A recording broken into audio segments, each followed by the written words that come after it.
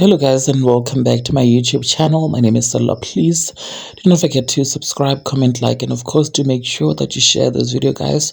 Prophet Zuki, who claims to be the voice of the black and brown people and also claims to be a prophet, now recently has a lot to say regarding the KZN Church of Shembe and the leader of the church, you guys, and she calls the church a cult.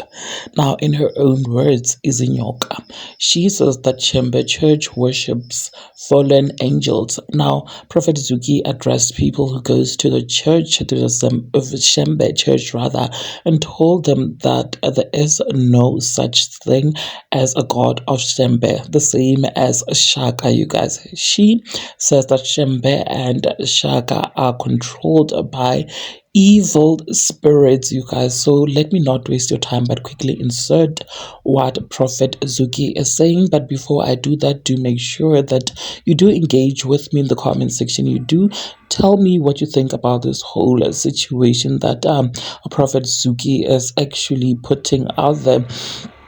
And like this video, also make sure that you are subscribed to my channel, guys, so that you do not miss out whenever I try to upload a new video. Guys, I just want to thank you so much for actually clicking and deciding on watching this one. I truly appreciate it, and may God bless you all. Please watch this video. You are Zulu, ne? But you never hear us talk about Shembe. Sisi, he is a Zulu like you. Sanibona abantu bakwa Shembe bayanibingelela abafowenu laphaya kwelinye ichibi lomlilo. Kwelinye ichibi lomlilo kuthiwa iZCC abahamba nani nje kanti kuthe kanti bayanazi ukuthi nithakatha nonke. Sabona bhuti wabantu. Let me reintroduce myself. Sanibonani bantu bakaNkulunkulu, khotsong batho ba Modimo. My name is Zuki Swampeng. I am the servant of the Lord Jesus Christ. I am a prophet before God young. Inkosi uJesu Kristu yangithuma kwathiwa ngizokhondendela izwi likaNkulunkulu phakathi kwezinyoka nonomadudwane. Kushiwo izinyoka nonomadudwane comes as follows. Shembe wasekuphakameni nasebuhleni, izangoma, izayoni, izinyanga namadlozi, wonke ama-shades and shapes amadlozi.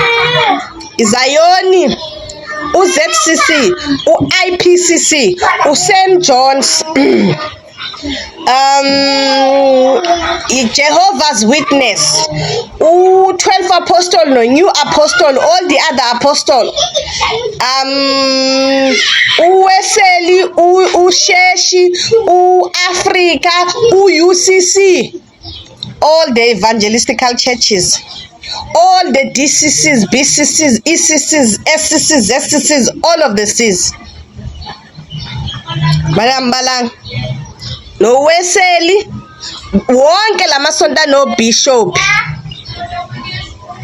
You guys are in what God calls onomadudwane nezinyoka and all the power of the enemy. Nkosi yanginikeza igunya yathi I have ilungelo lokuvuna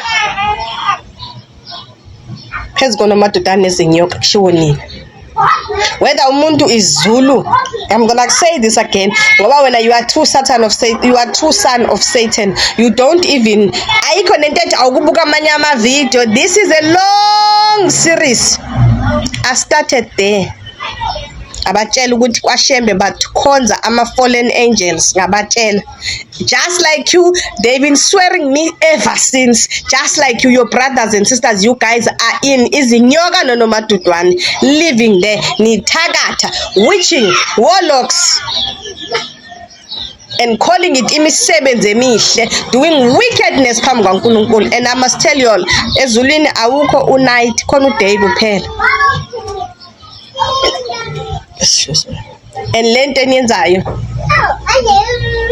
ismoko sasesinyusa safika ezulwini, it's here kuNkulunkulu, and it's been here kuNkulunkulu to the point ukuthi it has now gotten into his heart, and inhliziyo yakhe isibheme yakholwa, usesekugcwele enhlizweni yakhe, usededela mina as the mouthpiece yokunitshela ukuthi God is disgusted. Ukuthakatha kwenu, ukunyuka kwenu izintaba, yabo nje baneni eMoria nabo banezindaba zabo la ebuhleni koNanda. and God is about to make sure ukuthi lezo ndaba ziba flat. And God is about to make sure ukuthi leyo milomo enimemeza ngayo uNkulunkulu abanye is about to be silenced forever. uNkulunkulu is about to cut out lezo nyawo ezinyuka intaba.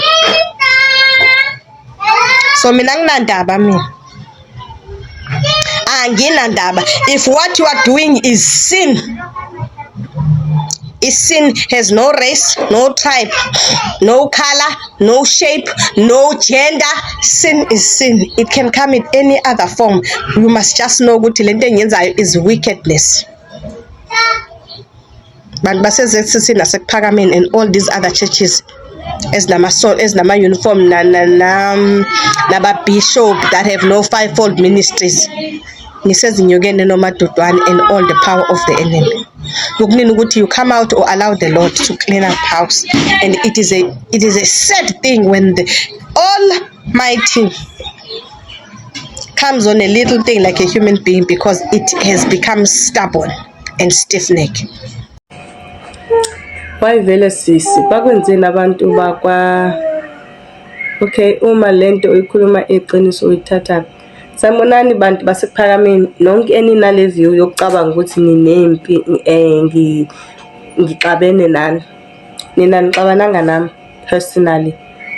Nixabane noNkulunkulu. uNkulunkulu uBaba uJehova uxabene nani ngoba nilichithile igazi abelezi ngane bezilethe emhlabeni abeniphe zona. Hayi kayi 1, hayi kayi 2 for generation to the point ukuthi nalwenza lawo usiko.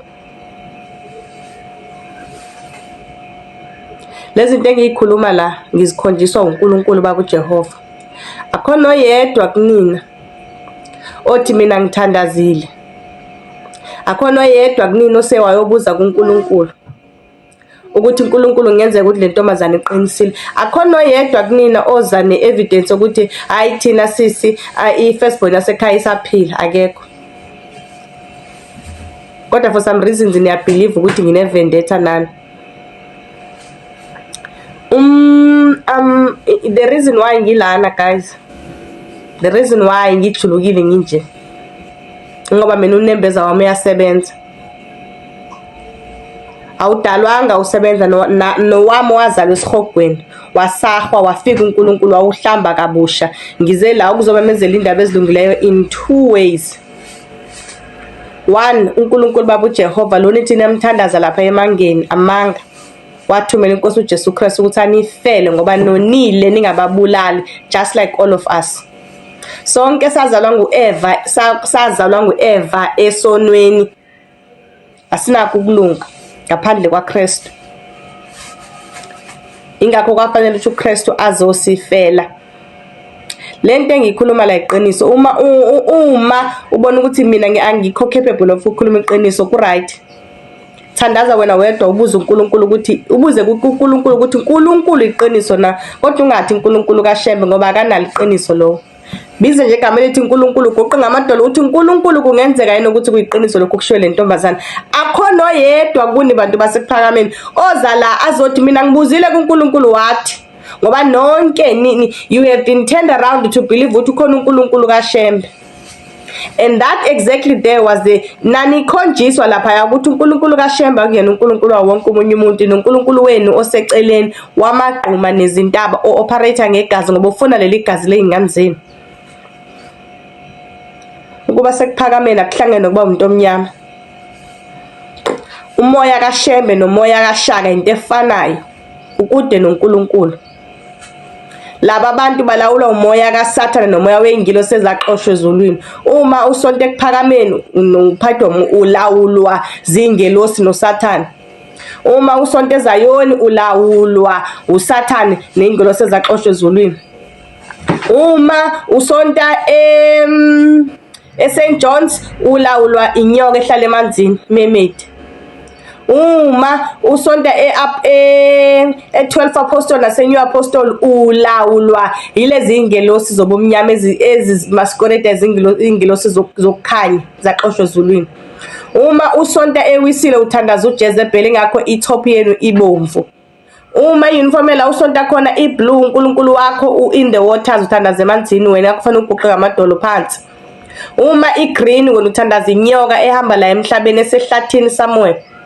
Uma ufaka iduku elimhlophe ekhanda ufaka umNazaretha, it's a sign yokuthi ulawulwa uSathane nengalo saqoshwe ezulwini. So bantu abasonto emasontweni kaGodi pha nesihlalo esimhlophe esikhulu, lesa sihlalo esimhlophe sisignifya la umuntu ahlezi khona nengelo sezaqoshwe ezulwini ezoba umnyama pretending to be of light. Ake nifunde ama signs and symbols and get it.